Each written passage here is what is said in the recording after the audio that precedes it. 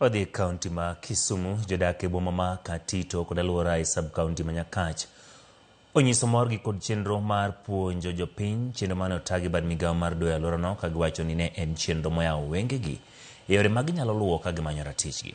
Kaka ripota marwa Millicent Adhiambo leronwa, nyasi ma kama na oyuore gi jodite bad migawo mar doho, tend arita kwe kod jokend ratiro mag oganda maduto ne ogolo dok e it jopiny e weche mag pok mag mwandu, weche lo, ratich joma maki kod jogo mamanyo konyruok koluwo chenro mag doho.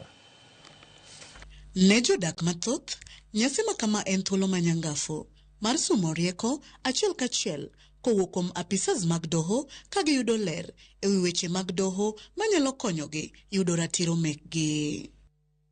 Ijiwo joma tindo kod madongo duto mondo obed ga ka yuore rombe makamagi mar kawo puonj. Jopiny mani oyuoro wacho ni chenro no koro yawo pachgi gino mamiyo ging'eyo kod lony e manyo ratichgi kolure gi chik.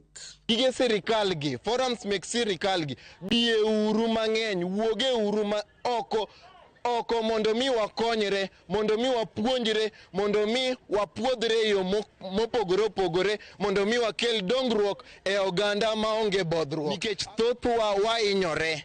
An kaka Chiliel mosebedo ga ka neno matek e anyuonde, agwero kamano odiochieng' ma kawuono kendo omiyo ayudo yo kata procedure manyalo luwo mondo mi ayud hakina. An machung' kani wach lo osechanda mang'eny kendo nyocho negi nyathina higa mokalo dwe mar adek odhi e lo nikech wach lo. Koro miyo gini abira winjo weche gi tebe momiyo aketo chunya mondo awinje weche gi matin. Ang'e ni koro abiro kawo process ka kundikonwa kendo wabiro temo gi yore duto. Nawuon kaka wuoyo ni an nyathi kich to nitiere gik moko mosetimore to ok aseng'eyo kaka onego bed ni aluwo. To odiochieng' ma kawuono agone judiciary erokamano, otimo maber mosebiro koro ang'eyo kama onego bed ni adhiye. Apisas mag doho to korka korgi wacho ni puonj makamagi konyo miyo jopiny ng'eyo mathoth e wi yore makare mag mako bura e doho kendgi giwegi kata ka gitiyo gi okindegi, to bende miyo gi mijing'o e manyo ratichgi kokalo e yore mag doho ma ok kawo chik e lwetgi. Odiochieng' ma kawuono waloso kaluwore gi weche mag succession kod weche mag lo sana kendo wabedo gi penjo mang'eny kaluwore gi weche makamago. Ji oyudo duoko mopogore opogore. Wamor nikech ji nowuok kendo nobiro maber, wawuoyo kendo wayudo ni ratiro mar ng'ato oyudo en bende owuon kokawa tua.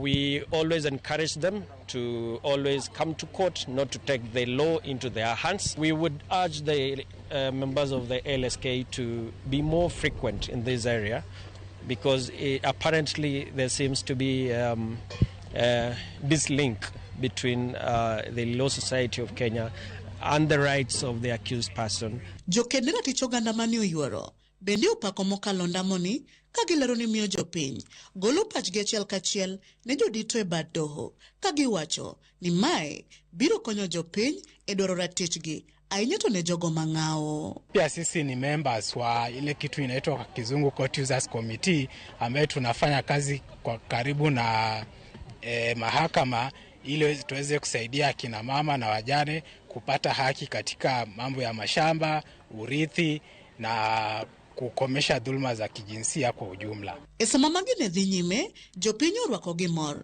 lendo mar yawo bad doho e sub-kaunti ma Nyakach kochakore tarik 1 dwe manyien. Gino magikoni biro konyo e kelo chenro mag doho machiegni kodgi kendo neno ni ratichgi oyudore mapiyo kendo e yo mayot. Koro adwoko erokamano kuom judiciary ma Nyando kuom kelonwa nyasi ma kawuono ni mondo mi ji omedo ng'eyo chike mantie Kenya morito Kenya. Mar ariyo kendo kelnwa branch manyien mar court oseger Nyakach kae oyudore Goro hapa Nyakach kocha. Koro transport machando ji dhi Ahero mabor cha jo Nyakach biro yude mana machiegni kae.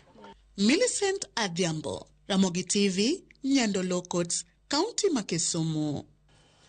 Kapod wantiere kaunti ma Kisumu, yore somo kod kwe na oduoge skul ma Chemelil bang' monj manyo timo odiochieng' manyoro kaluwore gi jalop